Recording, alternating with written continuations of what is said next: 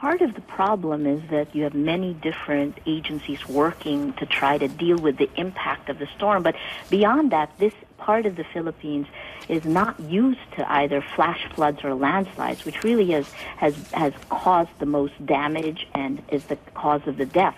Tropical storm Sendong dropped more than 10 hours of heavy rain Friday night, and its effects, not the storm itself, actually caused the casualties.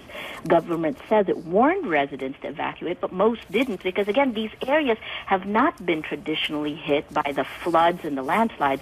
So Friday night, the flood waters rose alarmingly fast. It reached roof level while many residents slept. Nearly all the casualties died in the flash flood. 5 were killed in a landslide triggered by the rain, according to officials here in Manila. Right now, the sun has just set, and the search and rescue operations continue. You've seen some pictures of the soldiers out there. There are at least 20,000 soldiers conducting these search and rescue operations. They say that there could be as many as 100,000 people displaced by the rains. Tyler? And we understand with the terrain and the weather, everything being difficult, how is it possible for the military to get help there?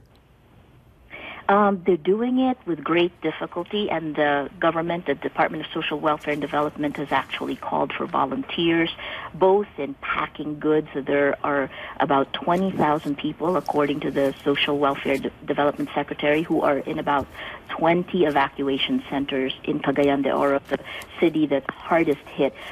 The 2 cities hardest hit are both port cities, and you can see the impact of the rising waters on the people here. But it's unexpected. Local officials actually have called it unprecedented in these areas, and as the sun has set, they're still trying to deal with the impact and trying to get people settled in evacuation centers. As you said earlier, they estimate maybe up to 375 people are still missing. Tyler?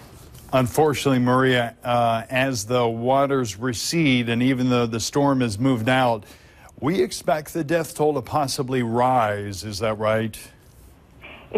It's unclear at this point. The officials themselves are getting themselves organized, and the relatives are still looking for their victims. To give you an idea in terms of how the death toll is even being reported, the official counting center, the crisis committee here in Manila, actually has a very low death toll count now. It's 74.